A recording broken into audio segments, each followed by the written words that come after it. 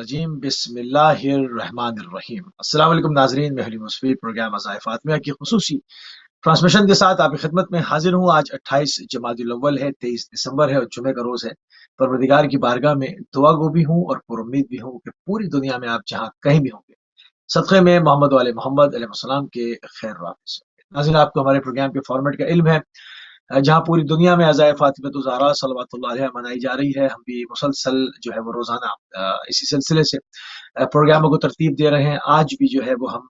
बीबी की जो मज़लूमाना शहादत है उसके ऊपर मुख्तलिफ जहतों से गुफ्तगू करने के लिए आपकी खिदमत में हाजिर हैं और इसके ऊपर बात करने के लिए हमारे साथ हमेशा की तरह जुमे के रोज़ मौजूद होते हैं आयतुल्लाह सैयद नसीम अब्बास नचवी साहब। क़िबला आपकी खिदमत में पुरसा भी पेश करेंगे और आपकी खिदमत में सलाम भी अर्ज़ करेंगे। अलैकुम अस्सलाम वरहमतुल्लाहि वबरकातुहू। मुफ्ती साहब, मेरी तरफ से भी तमाम मोमिनीन मोमिनात को और इमाम ज़मान अलैहिस्सलाम की खिदमत में ताज़ियत और पुरसा। जज़ाकल्लाह क़िबला, जज़ाकल्लाह। और नाज़रीन, थोड़ी सी तमीदी गुफ्तगू के साथ प्रोग्राम का आगाज़ करेंगे और खुतबे की जो अहमियत है क़िबला, जो शहज़ादी ने दरबार में खुतबा दिया उसकी अहमियत और उसके सनद के बारे में, जो उसकी सनद है उस हवाले से क्या कहेंगे आप? औज़ु बिल्लाहि मिनश शैतानिर रजीम, बिस्मिल्लाहिर रहमानिर रहीम। अल्हम्दुलिल्लाहि रब्बिल आलमीन वस्सलातु वस्सलामु अला अशरफिल अंबिया व अला आलिहि तय्यबीन अत्ताहिरीन व लअनतु दाइमा अला आदाइहिम अजमईन। अम्मा बादो, फ़क़द क़ाल अल्लाह सुब्हानहु व तआला फ़ी किताबिहिल मजीद, बिस्मिल्लाहिर रहमानिर रहीम। इन्नमा युरीदुल्लाहु लियुज़हिबा अन्कुमुर रिज्सा अहलल बैति व युताहिरकुम तत्हीरा। सदक़ल्लाहुल अलीयुल अज़ीम। चूँकि जनाब सैयदा फ़ातिमा तुज़ ज़हरा सलामुल्लाह अलैहा के अय्याम हैं और इन अय्याम को जितने भरपूर तरीके से पूरी दुनिया में आज मीडिया का दौरा मनाया जाए कम है, क्योंकि 14 साल से ये हस्ती मज़लूमा है और अपनी मज़लूमियत और अपने हक़ का इज़हार उन्होंने खुद अपनी ज़िंदगी में किया। रसूल खुदा सल्लल्लाहु अलैहि वसल्लम की रहलत के बाद दरबार में जाके उन्होंने जो खुतबा दिया, विलायत और इमामत का हक़ भी उसमें तलब किया और उस खुतबे में अपना हक़ फ़दक भी तलब किया और पूरी उम्मत को न सिर्फ उस वक्त के ज़माने के लोगों को झंझोड़ा, बल्कि क़यामत तक आने वाली नस्लों के लिए हक़ का मीज़ान, मेयार और तराजू बन गई। लिहाजा इस खुतबा की अहमियत बहुत ज़्यादा है। अगर हम बात करें तौहीद की, तो बीबी ने जो तौहीद की अज़मत और मारिफ और सताइश और हम्द बयान की है, वो कमाल की है। फिर रसूल खुदा सल्लल्लाहु अलैहि वसल्लम की जुहद, उनकी काविशें, उनके मकाम को बयान किया है, कुरान के मकाम और उसके हिदायत और इरशादात को बयान किया है और मौला अली अलैहिस्सलाम की जो जंगों में काविशें और मेहनतें थी उसको बयान किया है। मौला अली अलैहिस्सलाम के इल्म और मकाम और उनकी इमामत का जो हक़ है, उनके औलाद का, बीवी की औलाद का और मौला अली का, उसको बयान किया है। और इसी तरह इस खुतबे में लोगों का जो असली दीन से फिर जाना और गुमराही की तरफ वापस पलट जाना, उसको आयात और रिवायात से बयान किया है। अपने हक़ को बयान किया है कि आयात और रिवायात से, अहादीस से, कि मेरा हक़ कैसे बनता है और मेरी बात को झुठलाने वाले वो किस तरह उन्होंने गलत बयानी की, यानी कुरान से भी रूगर्दानी की और रसूल खुदा की सीरत और फरमान से भी रूगर्दानी की। तो ये सारी चीज़ें इस खुतबे में मौजूद है। जो उम्मत मुस्लिमा अगर आज इस खुतबे को ही समझ ले तो मैं समझता हूँ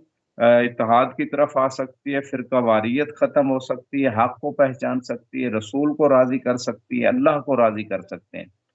अब बात करते हैं इस खुतबा की सनद के हवाले से, क्योंकि पहला क्वेश्चन जो किया जाता है कि अगर ये खुतबा जनाब सैयदा का है तो फिर इसकी सनद कहाँ है? तो बहुत सारे उलमा ने मुख्तलिफ अदवार में, मुख्तलिफ कुरून में जनाब सैयदा के खुतबे को नकल किया। अहले सुन्नत उलमा ने भी उनकी मोतबर किताबों में इस खुतबे को नकल किया गया। और अगर मैं बात करूँ खुतबे के, जब चूँकि अल्फाज पे हम आएँगे, तो यकीनन इस खुतबे के अल्फाज ही ऐसे हैं कि जो आम बशर के बस की बात ही नहीं है। इतने मारिफ, इतनी फसाहत व बलागत, इतनी दिक्कत, इतना जद्दी दकीक बुरहान और इस्तिदलाल कुरानी और جس انداز سے بی بی نے اپنا مقدمہ لڑا ہے، آج دنیا سے بڑا وکیل اس طرح نہیں مقدمہ لڑ سکتا، بڑے سے بڑا کوئی جو ہے نا قانون دان، بڑے سے بڑا عالم، بڑے سے بڑا فصیح و بلیغ، جو جامع جمیع جہاد خطبہ ہے، اس طرح کا جامع خطبہ کسی غیر معصوم بشر کے بس کی بات نہیں ہے۔ لہذا وہ خطبہ ہی بول کے کہہ رہے کہ یہ عام ہستی کا خطبہ نہیں ہے، اور کسی عام انسان کے ذہن میں اتنی افکار، اتنی ادلہ، اتنی فصاحت و بلاغت، اتنی معارف کے اتنے گنجینہ، یہ عام انسان کے ذہن میں یہ چیزیں آنے والی نہیں ہے۔ میں کچھ تیزی سے وہ افراد کے نام لے لیتا ہوں۔ سب سے پہلے اگر ہم بات کریں اس اہل سنت عالم دین کی، احمد بن ابی طاہر المعروف بابن تیفور، جو اپنا بغداد میں پیدا ہوئے 204 ہجری میں اور 280 میں فوت ہوئے۔ یہ جو عالم دین اہل سنت کے ہیں، انہوں نے اپنی کتاب بلاغات النساء، بڑی معروف کتاب ہے، عورتوں کی جو بلاغتیں تھی ان کے بلاغتوں کو اس کتاب میں جمع کیا گیا، اور سب سے زیادہ بلاغت والا خطبہ جو تھا فصاحت والا جناب سیدہ کا اس کتاب میں ذکر کیا گیا صفحہ 12 پہ۔ اور اسی طرح جو ہے اگر ہم دوسرے عالم دین کی اس حوالے سے بات کریں، ابن ابی الحدید المعتزلی، جس نے نہج البلاغہ کی شرح لکھی، بڑے معروف عالم دین ہے، اور یہ بھی اہل سنت عالم دین ہے۔ اس نے بھی جو ہے نا جلد نمبر 16 شرح نہج البلاغہ کی صفحہ 252 پہ جو ہے نا اس بات کو ذکر کیا ہے کہ یہ جناب سیدہ کا خطبہ ہے، کلام فاطمہ سلام اللہ علیہ ان من ابی بکر یا فدق، کہ جب بکر نے فدق روک لیا اور بی بی کا جو کام وہاں لوگ کر رہے تھے ان کو بھی وہاں سے نکال دیا، تو اس وقت بی بی نے یہ کلام کی۔ یہ جو ہے نا ابن ابی حدید بیان کریں۔ اگرچہ اگر ہم فقط اسناد پہ تفصیلی گفتگو کریں تو پورا کم از کم ایک پروگرام چاہیے، لیکن ہم چاہتے ہیں خطبے کی طرف آئیں، اس لیے میں جلدی سے بیان کروں، پھر کبھی موقع ملا تو اسناد کو پورا اس پہ ایک پروگرام کریں گے اور تفصیل بیان کریں گے، کس عالم نے کیا بات کی، کہاں بات کی، کیسے اس کو معتبر ثابت کیا۔ تیسرے عالم دین ابن منظور ہے، اہل سنت عالم دین، ان کی معروف کتاب لسان العرب، لغت میں، عربی لغت میں، لینگویج میں جو ہے نا انہوں نے بھی اس خطبے کو بیان کیا ہے۔ یعنی بی بی نے جب گئی اپنا حق طلب کرنے تو اس میں اپنی لسان العرب میں اس کو بیان کیا ہے۔ اسی طرح جو ہے نا ابن اسیر، یہ بھی اہل سنت کے عالم دین ہے، اپنی کتاب نہایہ میں جو ہے نا یہ لکھتے ہیں انا خرجت فی الامہ من نسایا تتوطا ذیلھا الی ابی بکر فآتبتہ، کہ آپ ایک جو ہے نا مستورات کے جھرمٹ میں جو ہے وہ آپ گئیں ابو بکر کی طرف، اور آپ کی جو چادر تھی وہ زمین پہ گھسیٹ رہی تھی، اس حد تک دقت سے لوگوں نے بیان کیا ہے۔ تو آپ نے جا کے عتاب کیا، معاتبہ کیا، سرزنش کی ابو بکر کو۔ یہ اہل سنت عالم دین ابن اسیر اپنی کتاب نہایت میں لکھتے ہیں۔ اسی طرح علی ابن الحسین المسعودی، یہ بھی اہل سنت مورخ ہیں، مروج الذہب جلد نمبر 2 صفحہ 311 پہ انہوں نے جو ہے نا اس بات کو ذکر کیا ہے، بڑی تفصیلی گفتگو اس مقام پہ انہوں نے کی ہے، اور یہی خطبے کی بات کی ہے میں نے۔ اور اس کے بعد جو ہے ابو علم کی کتاب القیم اہل البیت صفحہ 157 پہ، اور یہ بھی اہل سنت عالم دین ہے، ان کی کتاب کا نام اہل البیت ہے۔ اس میں یہ ذکر کرتے ہیں کہ جناب سیدہ جنا جا کے وہ خطبہ دیا، اور اس بیعت کے خلاف بھی جو بکر کی ہوئی بات کی، اور مولا علی کا حق جو ہے نا اس کو ظاہر کیا۔ اور اسی طرح عمر رضا کا حالہ، یہ علام النساء ان کی کتاب ہے، اس کی جلد نمبر 4 صفحہ 116 پہ جو ہے نا اسی خطبہ کو ذکر کیا ہے، اور یہ ساری حدیث نکل گئی ہے۔ علامہ اربلی، یہ جو ہے شیعہ عالم دین، انہوں نے بھی کتاب ثقیفہ سے، جو اہل سنت کے عالم دین نے ابن شعبہ تعلیف، یہ جو کتاب ثقیفہ ہے ابو بکر احمد بن عبد العزیز الجوہری،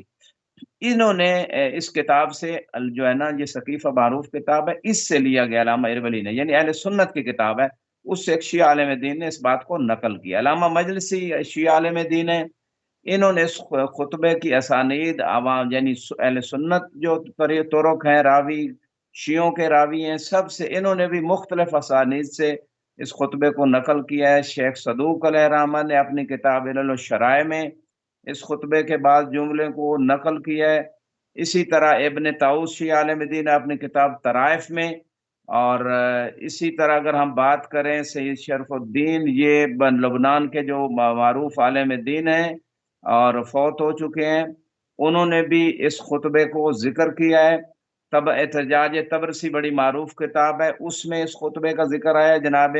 زہرا سلام اللہ علیہ کا، جو انہوں نے جا کے دربار میں طلب کیا۔ تو یہ بہت سارے مصادر آپ کی خدمت میں نے جلدی سے بیان کر دیے، چونکہ وقت نہیں ہے، بہت سارے آپ کے سوالات ہیں اس خطبے کے حوالے سے، تو یہ مختصر سی بات ہے۔ جی موسی صاحب۔ جی ناظرین، تو خطبے کی اہمیت و سنت کے بارے میں مختصر سے تعارف جو ہے وہ کیا گیا، کیونکہ اسناد اس کی جس طرح سے قبلہ بیان فرما رہے ہیں کہ خطبے کی اسناد اس قدر ہیں کہ پورا پروگرام جو ہے وہ اس کے اوپر جو مسلسل جو ہے کیا جا سکتا ہے۔ جو لوگ ابھی بھی اندھیرے میں ہیں اور پوچھتے ہیں کہ ایسا واقعہ کب ہوا، کہاں ہوا، کس نے لکھا، تو ان کے لیے، ان کی تشفی کے لیے، تسلی کے لیے کچھ اسناد ہم نے یہاں بیان کیے، اور انشاءاللہ آگے وقت ملا تو صرف اسناد کے اوپر ایک پورا پروگرام کریں گے، تاکہ لوگوں کے لیے جو ہے وہ ہدایت کے راستے کو پانے کے لیے اس میں آسانیاں اور جو ہے وہ اس کی جو مشکلات ہیں وہ دور ہوں۔ اور تھوڑی سی گفتگو کو ناظرین مزید جو ہے وہ آگے بڑھاتے ہوئے قبلہ حمد خدا کے حوالے سے خطبہ سیدہ فاطمہ الزہراء صلوات اللہ علیہا میں کیا ہے، اس پر روشنی ڈال۔ بسم اللہ الرحمن الرحیم، الحمد للہ علی ما انعم ولہ الشکر علی ما الہم، والثناء بما قدم من عموم النعم ابتداءها وسبوغ آلاء اسداها وتمام منن اولاها جمع عن الاحصاء عددها ونعى عن الجزاء امدها وتفاوت عن الادراک ابدها وندبهم لاستزادتها بالشکر لاتصالها واستحمد الى الخلائق باجزالها وثنا بالندب الى امثالها۔ بی بی اس خطبے میں ابتدا کرتی ہیں اللہ کی حمد سے، فرماتی ہیں میں خدا کی نعمتوں پر اس کی ستائش کرتی ہوں اور اس کی توفیقات پر شکر ادا کرتی ہوں، اس کی بے شمار نعمتوں پر اس کی حمد و ثنا بجا لاتی ہوں، وہ نعمتیں جن کی کوئی انتہا نہیں اور ان کی تلافی اور تدارک نہیں کیا جا سکتا، ان کی انتہا کا تصور کرنا ممکن بھی نہیں۔ خدا ہم سے چاہتا ہے کہ ہم اس کی نعمتوں کو جانیں اور ان کا شکر ادا کریں، تاکہ اللہ تعالی مقامی نعمتوں کو اور زیادہ کر دے۔ پھر فرماتی ہیں وَأَشْهَدُ أَن لَا إِلَٰهَ إِلَّا اللَّهُ وَحْدَهُ لَا شَرِيكَ لَهُ كَلِمَةُ جعل الإخلاص تعویلها وزمن القلوب موصولها وأنار في التفکر معقولها الممتنع عن الأبصار رؤيته ومن الألسن صفته ومن الأوهام كيفيته ابتدأ الأشياء لا من شيء كان قبلها وأنشأها بلا احتزاء أمثلة امتصلها كونها بقدرته وزرعها بمشيئته من غير حاجة منه إلى تقوينها ولا فائدة له في تصويرها إلا تثبيتا لحكمته وتنبيها على طاعته وإظهارا لقدرته وتعبدا لبريته وإعزازا لدعوته ثم جعل الثواب على طاعته ووضع العقاب على معصيته زيادة لعباده من نقمته وحياشة لهم إلى جنته۔ اس مقام پہ بی بی بیان فرما رہی ہیں اللہ تعالیٰ کی حمد و ثنا کرتے ہوئے میں گواہی دیتی ہوں کہ اللہ کے سوا کوئی معبود نہیں اور اس کا کوئی شریک نہیں۔ توحید وہ کلمہ کے اخلاص کو اس کی روح اور حقیقت قرار دیا گیا ہے، اور دل میں اس کی گواہی دے تاکہ اس سے نظر و فکر روشن ہو۔ وہ خدا کہ جس کو آنکھ کے ذریعے دیکھا نہیں جا سکتا اور زبان کے ذریعے اس کی وصف اور توصیف نہیں کی جا سکتی، وہ کس طرح سبحان کا اللہ۔ ہے یہ وہم نہیں آ سکتا۔ عالم کو، اس کائنات کو عدم سے پیدا کیا اور اس کے پیدا کرنے میں وہ محتاج نہ تھا، اپنی مشیت کے مطابق خلق کیا ہے، جہاں کے بپا کرنے میں اسے اپنے کسی فائدے کے حاصل کرنے کا قصد نہ تھا، جہاں کو پیدا کیا تاکہ اپنی حکمت اور علم کو ثابت کرے اور اپنی اطاعت کی یاد دہانی کرے اور اپنی قدرت کا اظہار کرے اور بندوں کو عبادت کے لیے برانگیختہ کرے اور اپنی دعوت کو جو ہے خدا جو ہے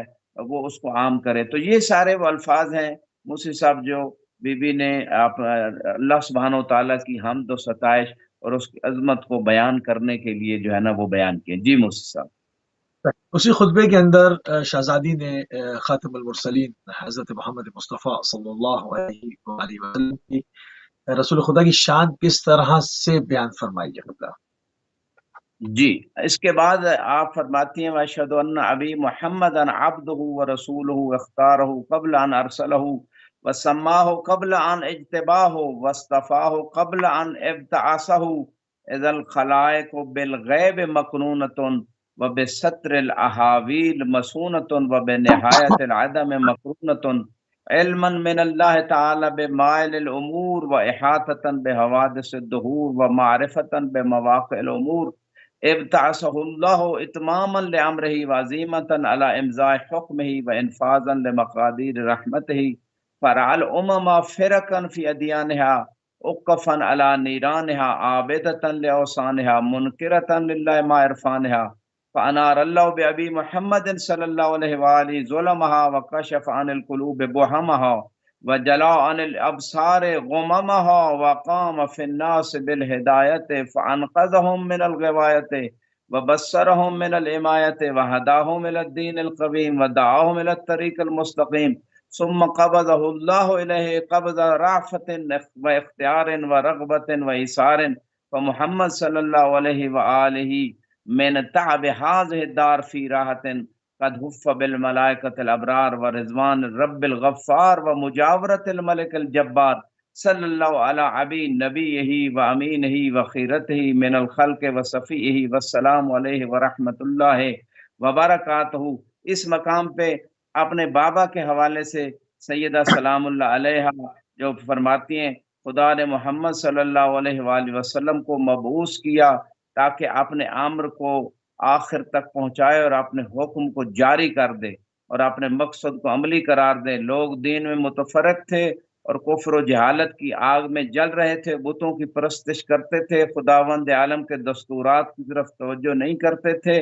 बस अल्लाह ने मेरे बाप मोहम्मद सल्लल्लाहु अलैहि वसल्लम के वजूद मुबारक से तारीकियां मुनव्वर कर दी और जहालत और नादानी दिलों से दूर कर दी। सरगर्दानी और तहय्युर के पर्दे आंखों से हटा दिए। मेरे बाप लोगों की हिदायत के लिए खड़े हुए और उनको गुमराही से निजात दिलाई और नाबीना को बीना किया और दीन इस्लाम की तरफ रहनुमाई फरमाई और सीधे रास्ते की तरफ दावत दी। उस वक्त खुदावंद आलम ने अपने पैगंबर की मेहरबानी और उसके इख्तियार और रग़बत से उसकी रूह कब्ज़ फरमाई। अब मेरे बाप इस दुनिया की सख्तियों से आराम में हैं और आखिरत के आलम में अल्लाह के फरिश्तों और परवरदिगार की रज़ायत के साथ अल्लाह के कुर्ब में ज़िंदगी बसर कर रहे हैं। अमीन और वही के लिए चुने हुए पैगंबर पर दरूद हो। आपने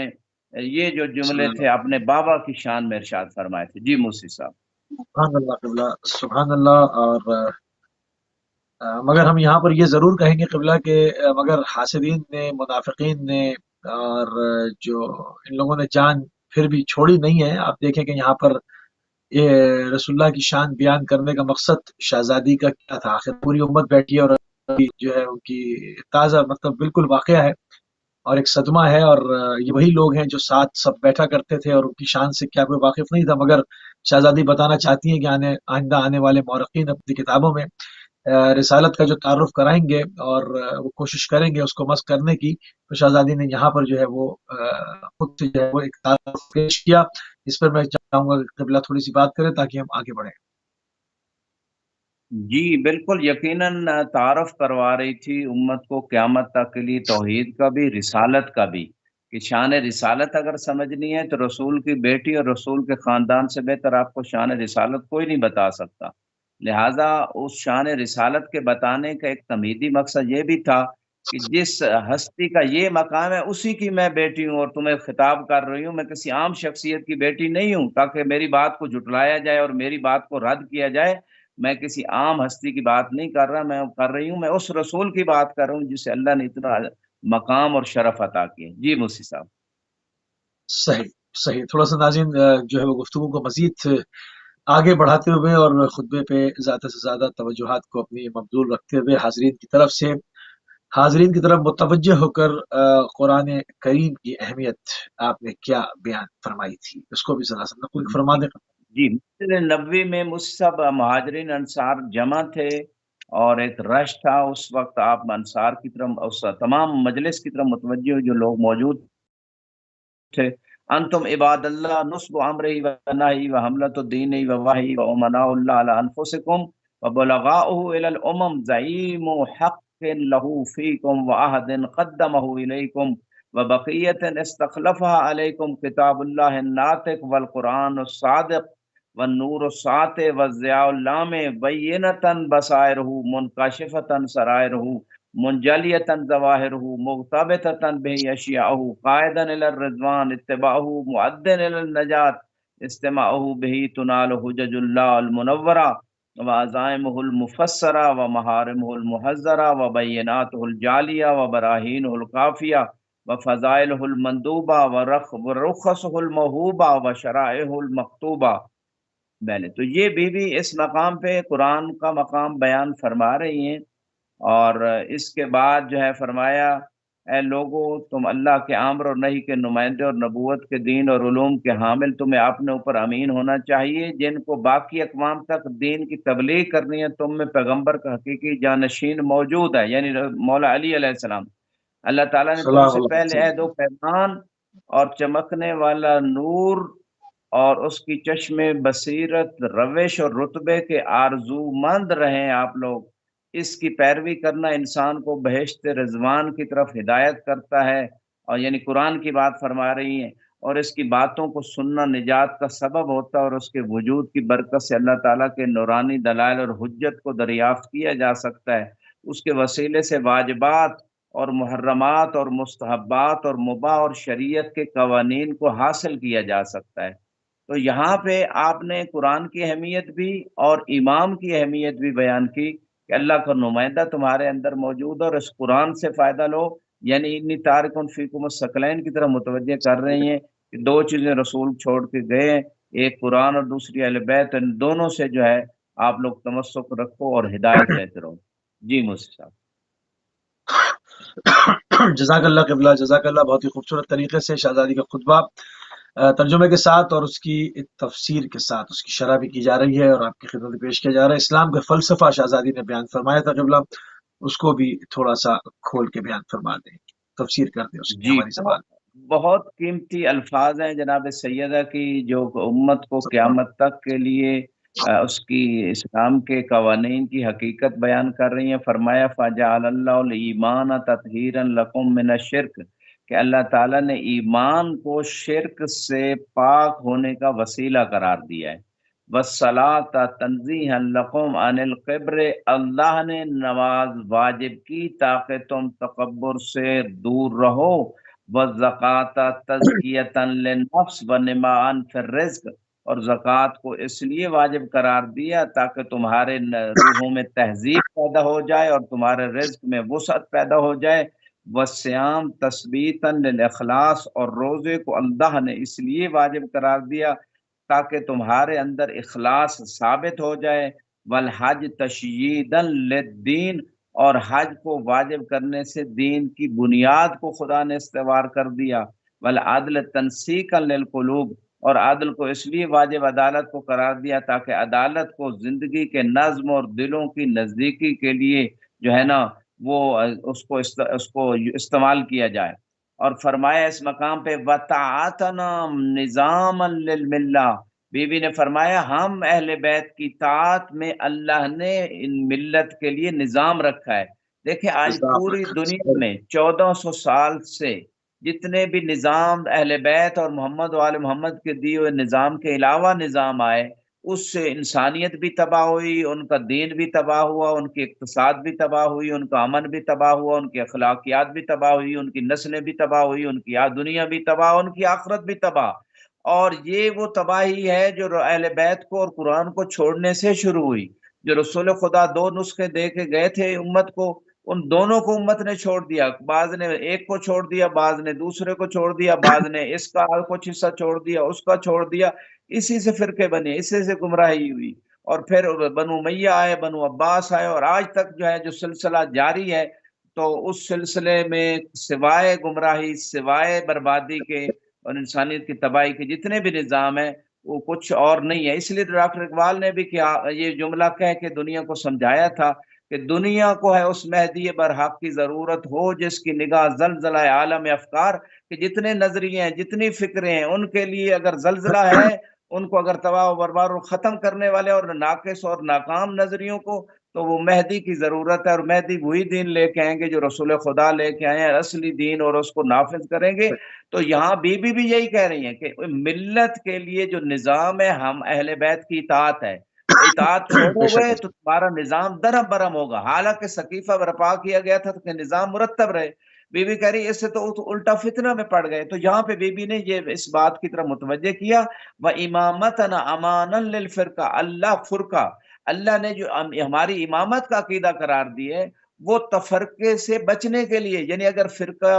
ختم کرنا چاہتے ہو، فرقوں کو، فرقہ واریت سے بچنا چاہتے ہو، اتحاد کی طرف آنا چاہتے ہو، تو ہماری امامت کا عقیدہ رکھ لو۔ تو آج بھی جو 14 سال بعد بھی اگر لوگ تفرقہ بازی ختم کرنا چاہتے ہیں تو 12 ائمہ کی امامت کو مان لیں، جس کا غدیر پہ اعلان ہوا، جس کا قرآن میں اعلان ہوا، جس کا رسول آخری وقت تک قلم دوات مانگ کے لکھ کے دینا چاہتے تھے کہ لکھ کے دے جاؤں اور میری بعد امت گمراہ رہو، اور منافقین نے نہ لکھنے دیا، وہ یہی تھا سلسلہ کہ اس سے تفرقہ ختم ہو جائے گا اگر امامت کو مان لیا جاتا۔ تو یہ بات جو ہے یہاں پہ بی بی جو ہے نا ارشاد فرما رہی ہیں، والجہاد عزا للاسلام، یہ سارا فلسفہ جہاد اللہ نے اس لیے لازم قرار دیا کہ اسلام کی اس میں عزت ہے، والصبر معون علی استیجاب العجر، اور صبر اس لیے خدا نے قرار دیا کہ انسان اس کے ذریعے سے جو ہے نا اجر حاصل کرے، والامر بالمعروف مصلحۃ للعامہ، اور نیکی کی طرف بلانا خدا نے اس لیے لازم قرار دیا کہ سب کی اس میں مصلحت ہے، وبر الوالدین وقایۃ من السخط، اور والدین کے ساتھ نیکی کا حکم اس لیے دیا تاکہ اللہ کی ناراضگی سے بچا جا سکے، وصلۃ الارحام منساعا فی العمر ومنماتا للعدد، تو یہ صلہ رحمی خدا نے اس لیے قرار دی تاکہ انسان کی زندگی طولانی ہو جائے اور انسان کا خاندان بڑا ہو جائے، اس کی نسل بڑھ جائے۔ قطع رحمی سے نسل ختم ہوتی ہے، قطع رحمی سے عمر کام ہوتی ہے۔ والقصاص حقن للدماء، اللہ نے جو قصاص قرار دی ہے وہ خون کو محفوظ کرنے کے لیے، اور قرآن نے بھی یہی بات کی، وَلَكُمْ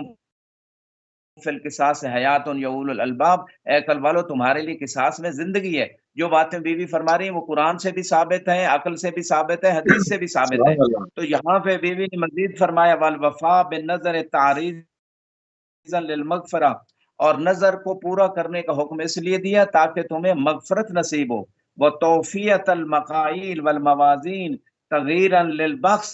اور یہ جو ناپ تول ہے اس کو صحیح طریقے سے پورا کرنے کا حکم اس لیے دیا تاکہ جو ہے نا کم فروشی کو ختم کیا جائے کہ کوئی بندہ کم نہ تولے، وَالنَّهْيَ عَنْ شُرْبِ الْخَمْرِ تَنزِيهًا عَنِ الرِّجْسِ، اور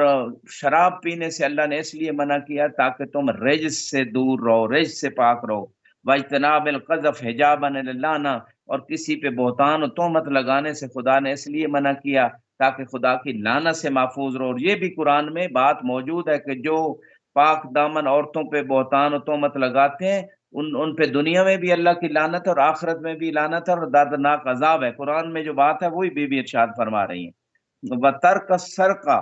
ایجابا للاسم، اور چوری کو روکنے کا اس لیے حکم دیا، رکنے سے کہ چوری سے رک جاؤ تاکہ تم جو ہے نا محفوظ رہو، اپنے آپ کو پاک دامن باعفت بناؤ۔ ایک عفت جو ہے نا وہ شرمگاہ کی، ایک عفت پیٹ کی ہے۔ رسول خدا فرماتے ہیں جو دو چیزوں کی عفت کی ہمیں ضمانت دے میں اسے جنت کی ضمانت دیتا ہوں، ایک پیٹ میں حرام نہ ڈالے اور دوسرا اپنے شرمگاہ سے گناہ نہ کرے۔ اور اس کے بعد فرمایا وحرم اللہ الشرک اخلاصا له بالربوبیہ، کہ اللہ نے شرک کو اس لیے حرام قرار دیا تاکہ ربوبیت جو اللہ کی ہے، ربوبیت اس میں انسان مخلص رہے، اس عقیدے میں مخلص رہے کہ اللہ رب ہے۔ فاتقوا اللہ حق تقاتہ ولا تموتن الا وانتم مسلمون، اللہ سے ایسے ڈرو جیسے ڈرنے کا حق ہے، قرآن کی آیت بھی نے پیش کی، اور جب تم مرو تو سر تسلیم خم کرتے ہوئے مرو۔ واطیعوا اللہ فیما امرکم بہ ونہاکم عنہ، اور اللہ کی اطاعت کرو جس چیز میں اللہ نے تمہیں حکم دیا ہے اور جس چیز سے روکا ہے اس میں بھی اللہ کی اطاعت کرو۔ فَإِنَّهُ إِنَّمَا يَخْشَى اللَّهَ مِنْ عِبَادِهِ الْعُلَمَاءُ، اللہ سے وہی لوگ ڈرتے ہیں کہ جن کے دلوں میں اللہ کا خوف اور خشیہ ہوتا ہے۔ اور پھر فرمایا ثم قالت ایھا الناس اعلموا انی فاطمہ ابی محمد، تو یہ اسلام کا فلسفہ بی بی نے اس پورے جو الفاظ میں پیش کر دیا۔ جی موسی صاحب۔ بالکل صحیح، بالکل صحیح۔ تھوڑی سی اور ناظرین گفتگو کو مزید آگے بڑھاتے ہوئے اور شہزادی کے جو کلمات ہیں ان کو تبرکن آپ کی خدمت میں پیش کیا جا رہا ہے، پھر اس کے بعد اس کا ترجمہ بھی کیا جا رہا ہے، اس کی تفسیر بھی کی جا رہی ہے۔ بی بی نے اپنا اور اپنے بابا کا تعارف کس طرح سے کروایا تھا، اس پر بھی بیان فرما دیں، جی کیونکہ اوپر ہم نے جی، اس میں ارشاد رسالت کے فرما تعارف پہ دیا بات کی۔ جی ہاں، ایوہ الناس، جی بسم اللہ۔ ایوہ الناس اعلموا انی فاطمہ و ابی محمد اقول عودا و بدعا ولا اقول ما اقول غلطا ولا افعل ما افعل شتتا لقد جاءکم رسول من انفسکم عزیز علیہ ما عنتم حریص علیکم بالمؤمنین رؤوف الرحیم۔ بی بی نے اپنا تعارف کرواتے ہوئے اور بابے کا دوبارہ ارشاد فرماتے ہیں، اے لوگو جان لو میں فاطمہ ہوں، میرے باپ محمد صلی اللہ علیہ وآلہ وسلم ہے۔ اب میں تمہیں ابتدا سے آخر تک کے واقعات اور امور سے آگاہ کرتی ہوں، تمہیں علم ہونا چاہیے میں جھوٹ نہیں بولتی۔ یعنی بی بی پہلے سے ہی بتا رہی ہیں کہ یہ لوگ مجھے جھٹلائیں گے، پہلے سے ہی بتا رہی ہیں، آیت تطہیر کی مصداق ہیں، میں معصومہ ہوں، میں پاکیزہ ہوں اور گناہ کا ارتکاب نہیں کرتی، فرما رہی ہیں اللہ تعالیٰ نے تمہارے لیے پیغمبر جو تم میں سے تھا بھیجا ہے، تمہاری تکلیف سے اسے تکلیف ہوتی تھی اور وہ تم سے محبت کرتے تھے اور مومنین کے حق میں مہربان اور دل سوز تھے۔ لوگوں وہ پیغمبر میرے باپ تھے۔ اور یہاں پہ بی بی نے ایک عظیم بات کی ہے، فرمایا فَإِن تَعْزُوهُ وَتَعْرِفُوهُ تَجِدُوهُ أَبِي دُونَ نِسَائِكُمْ، کہ محمد صلی اللہ علیہ وآلہ وسلم جس کا میں تعارف کروا رہی ہوں یہ میرے باپ تھے، تمہاری عورتوں کے باپ نہیں تھے۔ یہاں بی بی نے سب کے سامنے ایک مسئلہ حل کر دیا کہ رسول کی کوئی اور بھی بیٹی ہوتی، سلوی بیٹی، لے پالک وہ بیٹیاں تھیں وہ اور بات ہے، لیکن اگر کوئی سلبی اور بیٹی ہوتی تو بی بی یہاں کہتی کہ میرے علاوہ فلاں فلاں مستور کے باپ تھے۔ بی بی نے سب کو مخاطب کر کے کہا کہ میرے علاوہ کوئی ہے عورت جس کے باپ تھے محمد صلی اللہ علیہ وآلہ وسلم؟ تو اس مسئلے کو بھی حل کر دیا سب سے، کسی نے نہیں کہا کہ فلاں بھی رسول کی بیٹی اور فلان عورت بھی رسول کی بیٹی ہے، کسی اور نے اعتراض بھی نہیں کیا اور بی بی نے اس بات کا اظہار بھی کیا اور فرمایا وَأَخَا ابن امی دون رجال علیکم، بتاؤ کہ میرے چچا زاد جو ہیں علی ابن ابی طالب، ان کے علاوہ محمد صلی اللہ علیہ وآلہ وسلم تمہارے مردوں میں سے کسی کے بھائی ہیں؟ اگر بھائی ہیں، ایمانی بھائی جو اخوت ایمانی رسول اسلام نے قائم کی، یا علی انت اخی فی الدنیا والآخرہ، کہ دنیا میں بھی آپ میرے بھائی، آخرت میں بھی میرے بھائی ہیں، وہ رسول خدا نے جو اخوت قائم کی تھی وہی بی بی بتا رہی ہیں اس مقام پہ۔ وَلَنِعْمَ الْمُعَزَّ إِلَيْهِ صلی اللہ علیہ وآلہ وسلم، فرمایا کتنی عمدہ محمد سے یعنی علی کو نسبت ہے اور جناب محمد نے اپنی رسالت کو انجام دیا۔ فبلغ الرسالہ صادقا بالنظارہ، کہ محمد صلی اللہ علیہ وسلم نے اپنی رسالت کو انجام دیا مائلن عن مدرجۃ المشرکین، اور مشرکوں کی راہ و روش پر حملہ آور ہوئے، ضارباً سبجہم آخذاً باقدامہم، اور ان کی پشت پر سخت ضرب وارد کی، ان کا گلا پکڑا اور دانائی اور نصیحت سے خدا کی طرف دعوت دی، داعین الی سبیل ربہ بالحکمت والموعظۃ الحسنہ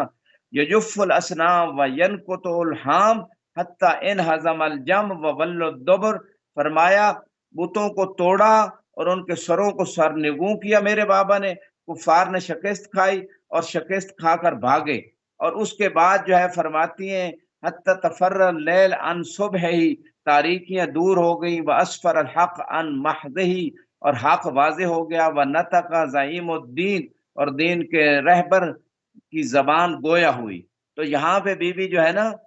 بیان کر رہی ہیں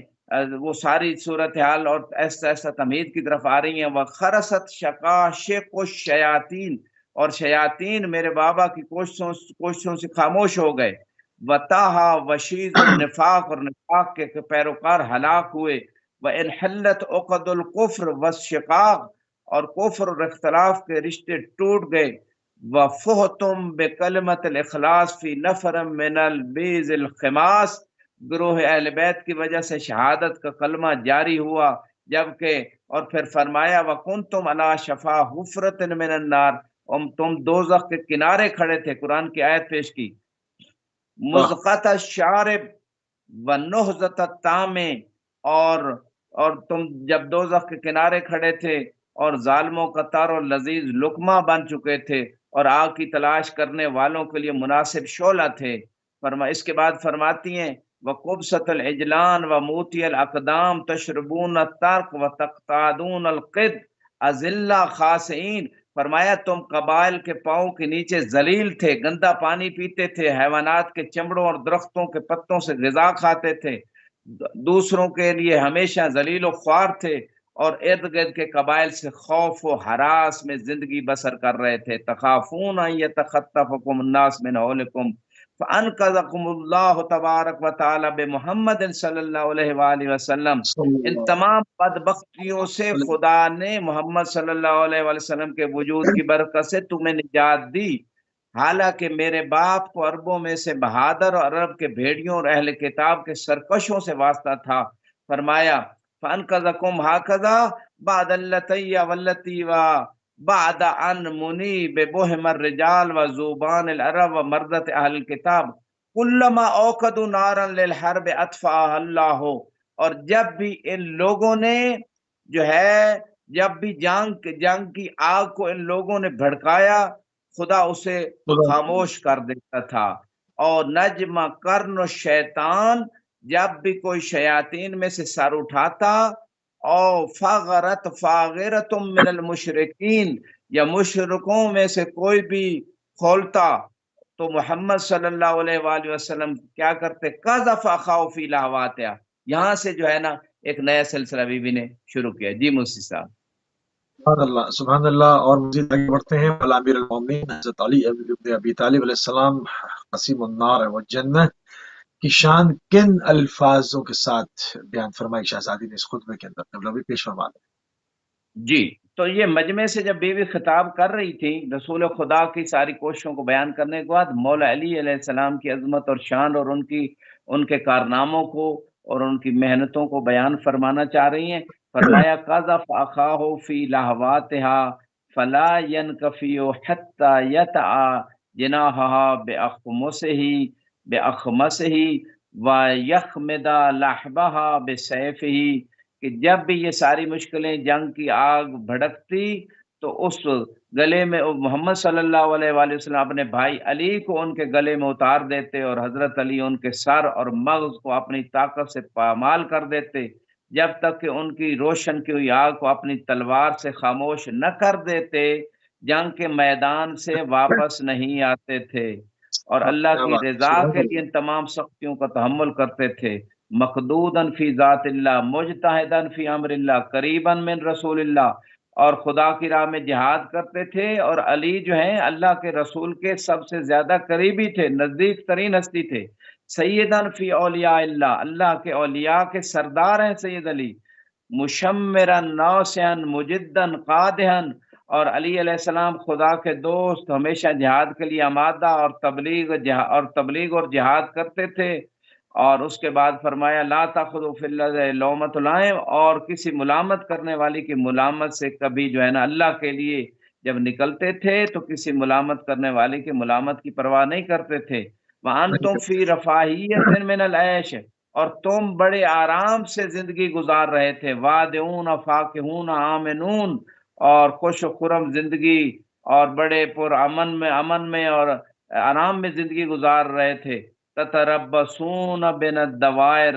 और हमारे तरफ से कोई ऐसी खबर आने के मुंतजर थे कि हमारे बारे में नौज़ बिल्लाह कोई कत्ल की खबर आए, अली की शहादत की खबर आ जाए, इस तरह की चीजों के आप मुंतजर रहते थे। व ततवक्कफून अल अखबार व तनकुसून इंदन निजाल व तफिरून मिनल क़िताल, और दुश्मन के साथ लड़ाई लड़ने से इज्तनाब करते थे तुम लोग, और जंग के वक्त फरार कर जाते थे। जैसे कुरान ने भी इस बात को वाह। जिक्र किया है कि फरार कर जाते थे, और रसूल पीछे से तुम्हें बुलाते थे और तुम पीछे मोड़ के भी नहीं देखते थे। वही बातें बीबी जो कुरान में है वो फरमा रही हैं, और सब सुन रहे हैं, और कोई उसका इनकार नहीं कर सकता।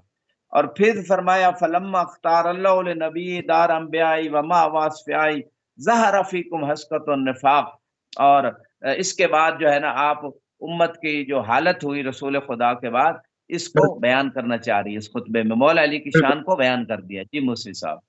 बिल्कुल। उम्मत की हालत जार को भी क़िबला बयान फरमा दें। इसी के साथ जी, जुड़ा हुआ है। तो यहाँ पे ये लम्हा फिक्री है आज की उम्मत के लिए भी। अगर वो चाहती है कि इत्तेहाद की तरफ आए, अगर वो चाहती है हक को पहचाने, अगर उम्मत अपनी जन्नत महफूज करना चाहती है, जहन्नम से बचना चाहती है, अगर उम्मत चाहती है کہ ہدایت کو لے لے اس گھرانے سے کہ جس گھرانے میں ہدایت کا چراغ جلا ہے۔ تو یہ بیوی ہدایت 14 سال پہلے دے رہی ہیں۔ سنی شیعہ علماء نے اس خطبے کو لکھا ہے، اور ایسی بات کوئی اور کر ہی نہیں سکتا بیوی کے علاوہ اتنی دقیق بات۔ آج کے بڑے بڑے علماء اور 1400 سال کے علماء کو اکٹھا کر لیں، اس طرح کا ایک خطبہ بنا کے دکھا دیں سارے مل کے، سارے پروفیسر، سارے عربی دان، سارے فصیح بلیغ، سارے عالم مل جائیں، اگلے پچھلے مل جائیں، اس طرح کا خطبہ لا کے دکھا دیں جو بی بی نے ایک ایک واہ، جملہ سمجھنے کے لیے۔ آج کے علماء کو کتنی وہ لینگویج کی جو ہے نا بکس اور ڈکشنریز اور پتہ نہیں کیا کیا دیکھنا پڑتا ہے کہ بی بی کیا رہی ہیں، ان کو سمجھ نہیں آتا ڈکشنری کے بغیر، تو کیسے وہ اس طرح خطبہ بیان کر سکتے ہیں یا اس کو بنا سکتے ہیں؟ تو بات یہاں پہ بی بی فرما رہی ہیں کہ جب رسول خدا چلے گئے دنیا سے، ظہر فیکم حسکت النفاق، تمہارے درمیان وہ نفاق جو تھا ظاہر ہو گیا، چھپا ہوا تھا، اب رسول خدا کے جانے کے بعد تمہارا نفاق ظاہر ہو گیا۔ اور اس کے بعد فرمایا وَسَمَلَا جِلْبَابُ الدِّينِ، اور دین کا ہائے لباس جو ہے وہ کہنا ہو گیا، وَنَتَقَ كَاظِمُ الْغَاوِينَ، اور گمراہ لوگ باتیں کرنے لگے رسول اسلام کے بعد، وَنَبَغَ خَامِلُ الْعَقَلِّينَ، اور جو پست لوگ تھے انہوں نے سر اٹھا لیا، بڑے چودھری بن گئے، وَنَبَغَ خَامِلُ الْعَقَلِّينَ وَحَدَرَ فَنِيقُ الْمُبْتِلِينَ، اور جب پست لوگوں نے سر اٹھایا اور باطل کا اونٹ آواز دینے لگا اور اپنی دم ہلانے لگا، فَخَطَرَوا فِي أَرْصَاتِكُمْ وَاتَّلَعَ الشَّيْطَانُ رَأْسَهُ مِنْ مَغْرَزِهِ، اور شیطان نے اپنا سر کمینگاہ سے باہر نکالا، عاطفاً بکم، اور شیطان نے تمہیں دعوت دی، آؤ میرے ساتھ مل جاؤ، فَأَلْفَاكُمْ لِدَعْوَتِهِ مُسْتَجِيبِينَ، اور شیطان نے دیکھا کہ تم اس کی دعوت پہ لبیک کہہ رہے ہو، وَلِلْغِرَّةِ فِيهِ مُلَاحِظِينَ، اور اس کی دعوت کو فقط نہیں بلکہ اس کا احترام بھی تمہیں جو ہے تم کر رہے تھے، ثُمَّ اسْتَنْهَزَكُمْ فَوَجَدَكُمْ خِفَافًا، اور جب اس نے ابھارا اور تمہیں حرکت میں آ گئے، اس نے تمہیں غضب ناک ہونے کا حکم دیا، فَوَجَدَكُمْ خِفَافًا وَأَحْمَشَكُمْ فَأَلْفَاكُمْ غِضَابًا، کہ غضب ناک ہو جاؤ، غصے میں آ جاؤ، فَوَسَمْتُمْ غَيْرَ إِبْلِكُمْ، لوگو وہ اونٹ جو تم میں سے نہیں تھا تم نے اسے با علامت بنا کر اس جگہ بٹھایا جو اس کی جگہ نہیں تھی، غیر ابلکم وردتم غیر مشربکم، اور حالانکہ ابھی پیغام، اور اس کے بعد فرمایا والعہد قریب والقلم رحیب والجرح لما یندمل، حالانکہ ابھی ابھی پیغمبر کی موت کو زیادہ وقت بھی نہیں گزرا تھا، ابھی ان کی وفات ہوئی تھی، ابھی تک ہمارے دل زخم سے بھرے نہیں تھے اور نہ شگاف پر ہوئے تھے، ابھی پیغمبر کو دفن بھی نہیں کیا تھا کہ تم نے فتنے کے خوف کے بہانے سے خلافت پر قبضہ کر لیا۔ یہ بی بی فرما رہی ہیں ورسول لما یکبر، ابھی تک رسول کو قبر میں اتارا بھی نہیں گیا، ابتدارا زعمتم خوف الفتنہ، اس وجہ سے کہ تم یہ خیال کر رہے تھے کہ فتنہ تاکہ نہ ہو جائے، ہم اس لیے سقیفہ میں جمع ہو گئے، الا فی الفتنۃ سقطوا وان جہنم لمحیطۃ بالکافرین، قرآن کی آیت بھی یہاں پہ پڑھ رہی ہیں، تو فتنے کی خوف کی وجہ سے یہ سارا کچھ کر رہے تھے، رسول کا جنازہ چھوڑ کے جا رہے تھے، اس کو دفن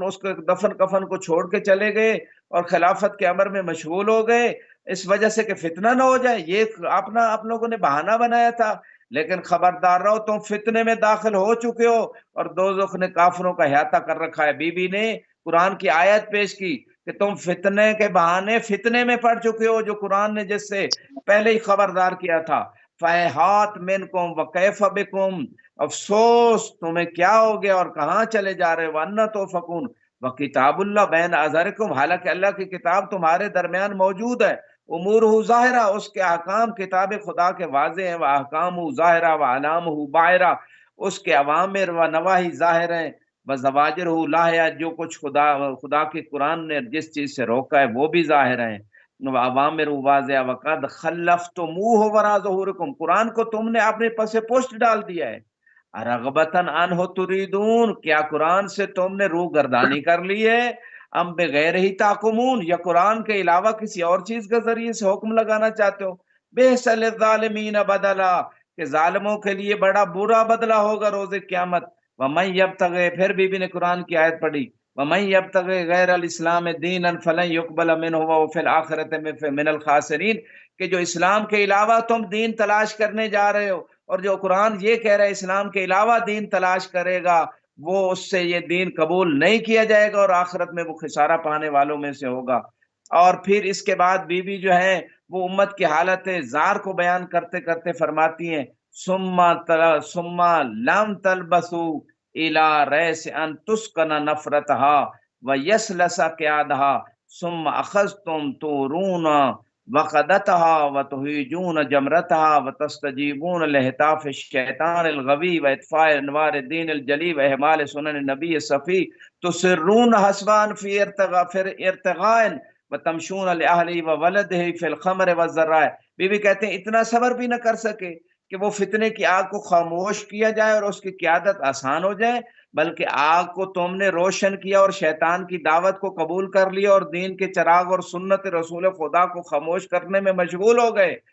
کام کو الٹا ظاہر کرتے ہو اور پیغمبر کے اہل بیت کے ساتھ مکر و فریب کرتے ہو۔ تمہارے کام اس چھری کے زخم اور نیزے کے زخم کی مانند ہے جو پیٹ کے اندر واقع ہوئے ہوں۔ کیا تم یہ عقیدہ رکھتے ہو کہ ہم پیغمبر سے میراث نہیں لے سکتے؟ یہاں پہ بی بی نے اپنی میراث کا مطالبہ شروع اچھا، کیا اور اس پہ پھر ادلہ استدلال کس طرح سے کیا اپنی میراث کے حوالے سے، جو کہ جبرن غصب کی گئی اور جو ہے وہ اہل بیت علیہ السلام کو محروم کیا گیا اس رشتے سے جو کہ رسول خدا نے اپنی زندگی میں لکھ کے دیا اور آپ کے اختیار میں دیا تھا۔ اس کے لیے شہزادی نے کس طرح سے بھرے دربار میں سب کے سامنے استدلال فرمائے، وہ پیش فرما دیں۔ جی، وہ استدلال میں آپ کی خدمت میں بی بی کا پیش کر دیتا ہوں۔ یہاں پہ مجھے ایک اہل سنت عالم دین تشیع تو 14 سال سے یہ استدلال پیش کر رہے ہیں جو بی بی نے کیا۔ ایک اگلے دن ویڈیو میں نے دیکھی ایک اہل سنت عالم دین کہ اس نے کہا ہمارے ہاں بھی اہل سنت کے ہاں بھی یہ قانون ہے کہ اگر کوئی حدیث ایسی ہو جو قرآن سے ٹکرائے تو اس حدیث پہ عمل نہیں ہوتا، قرآن کی بات لیتے ہیں۔ تو اس نے کہا بی بی نے جو اپنے میراث میں قرآن کی آیتیں پیش کی ہیں وہ تو بی بی سب کے لیے، کسی اور یعنی کسی خاص کے ساتھ مختص نہیں ہے جس سے بی بی خارج نہیں ہے، رسول خدا کے لیے الگ حکم نہیں ہے۔ تو حدیث جو بکر نے پیش کی وہ قرآن سے ٹکراتی تھی، لہذا یہ اہل سنت عالم دین کہہ رہے ہیں قرآن کی بات لی جائے گی، اس حدیث کی بات نہیں لے جائے گی۔ آج بھی فقہا، تمام فرقوں کے فقہا اسی طرح عمل کرتے ہیں۔ تو یہاں پہ بی بی نے خود اپنا مقدمہ لڑا اور ادلہ کو پیش کیا۔ فرمایا کیا تم یہ عقیدہ رکھتے ہو کہ ہم پیغمبر سے میراث نہیں لے سکتے؟ الان تزمون ان لا ارث لنا اف حکم الجاہلیت تبغون، کیا جاہلیت کے حکم کی طرف جا رہے ہو؟ اور یہاں پہ ایک شبے کا ازالہ بھی کر دوں، کچھ لوگ کہتے ہیں بھائی پیغمبروں کی میراث نہیں ہوتی جیسے وہ حدیث پیش کی گئی، تو بی بی کو تو یہ وآت ذل قربا حقہ، رسول خدا نے اپنی زندگی میں جب یہ آیت آئی فدق دے دیا تھا۔ اور جب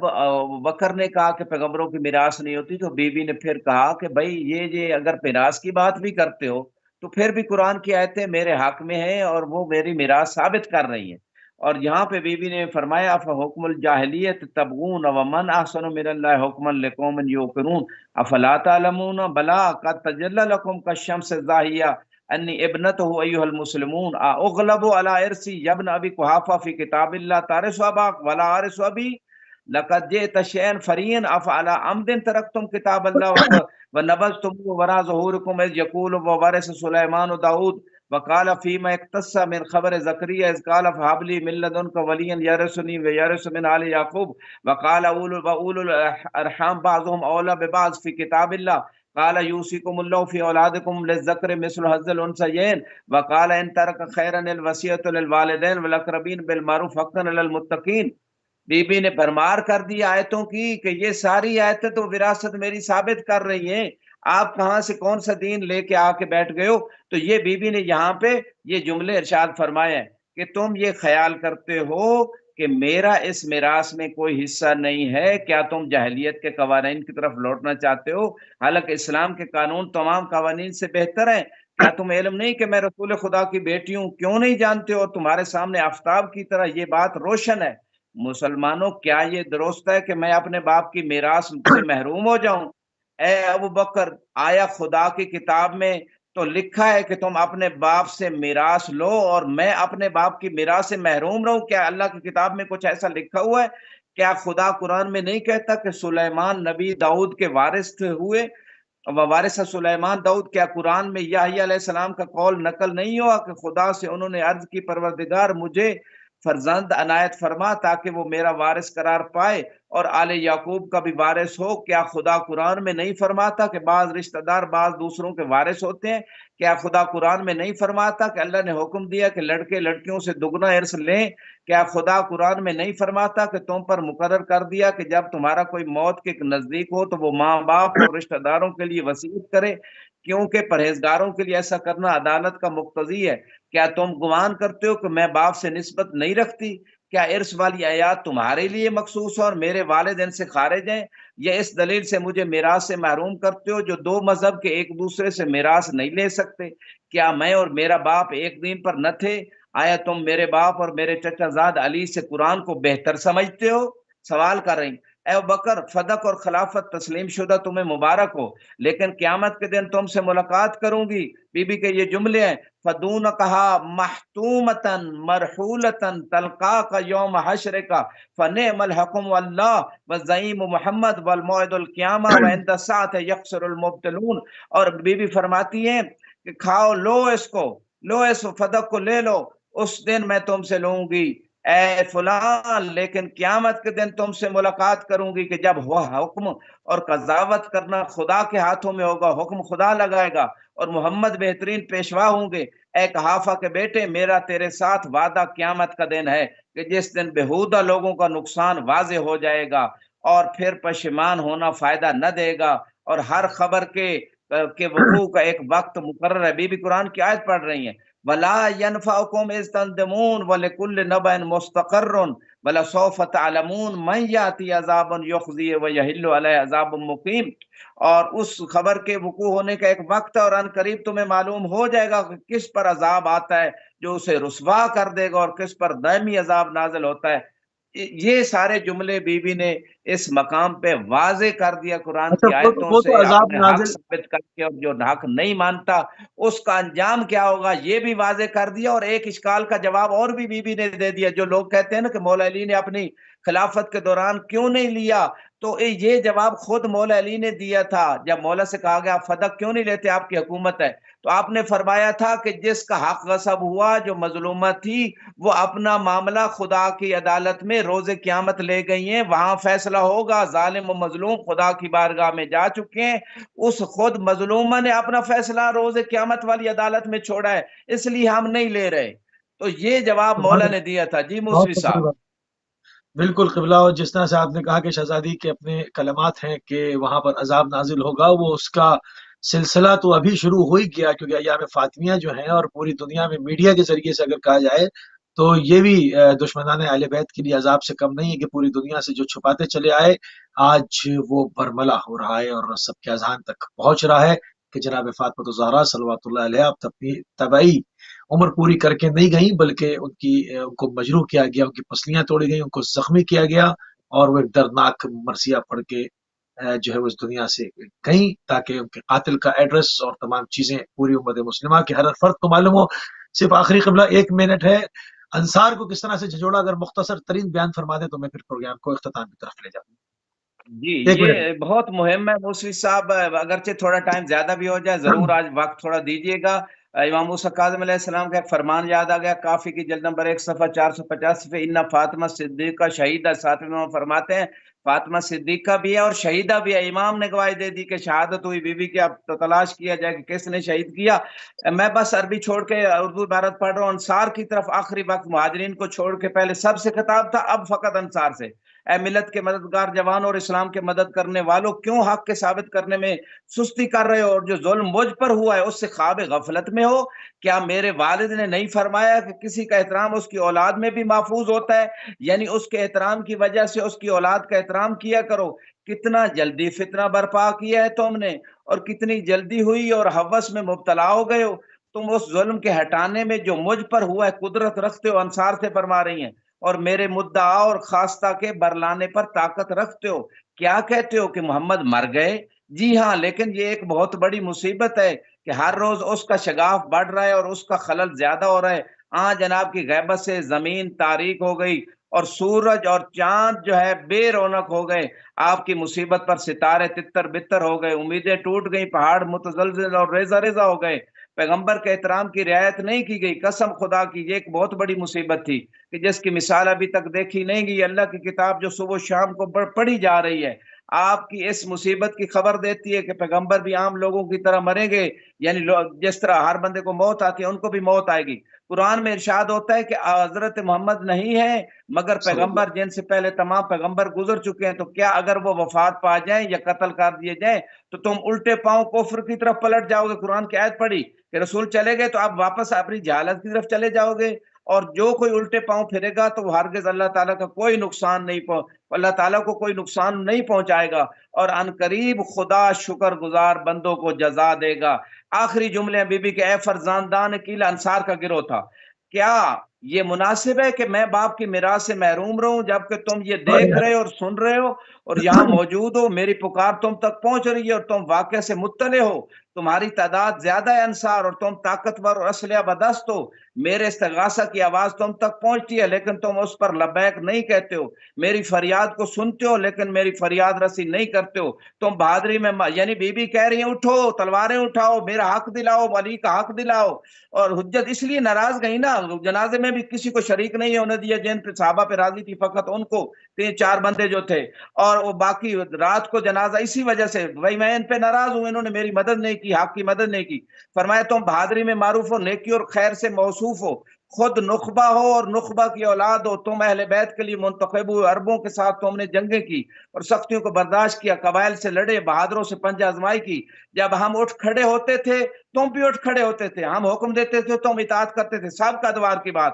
انصار تم نے ہماری مدد کی، یہاں تک کہ اسلام نے رونق پائی اور غنائم زیادہ اور مشرکین تسلیم ہو گئے، ان کا جھوٹا وقار جوش ختم ہو گیا، کفر کی آگ بجھ گئی، حرج و مرج کی صدائیں خاموش ہو گئی، دین کا نظام مستحکم ہو گیا۔ تو یہ بس آخری جملے اس مقام پہ بی بی نے جو آخر میں ارشاد فرمایا، گویا میں دیکھ رہی ہوں تم پستی کی طرف جا رہے ہو، اس آدمی کو جو حکومت کرنے کا اہل ہے اسے دور ہٹا رہے ہو مولا علی کے بارے میں، اور تم گوشہ میں بیٹھ کر عیش و نوش میں مشغول ہو گئے ہو، زندگی اور جہاد کے وسیع میدان سے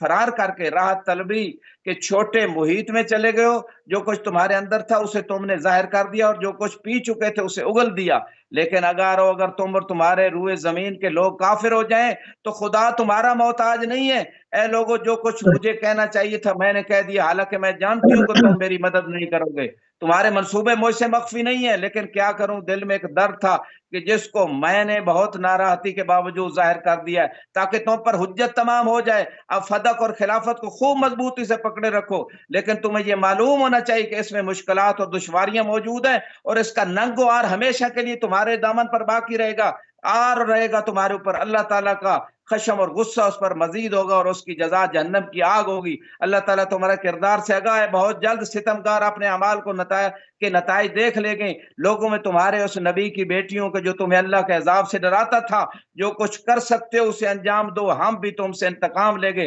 تم بھی انتظار کرو، ہم بھی انتظار کرتے ہیں۔ بی بی نے آخری جملے ارشاد فرمائے۔ اللہم صلی علی محمد وآل محمد۔ اور ناظرین اسی کے ساتھ جو ہمارا پروگرام جو تھوڑا سا ایکسیڈ کر گیا، معذرت چاہتے ہیں، بیک ٹو بیک ٹرانسمیشن ہے، قبلہ انتہائی مشکور ہیں اور ممنون ہے آپ نے کہ ایک مرتبہ پھر اپنا قیمتی ٹائم اہل بیت ٹی وی کو دیا۔ ناظرین خطبے کی سند اور اس کے متن کے اوپر جو ہے وہ آپ گفتگو سماعت فرما رہے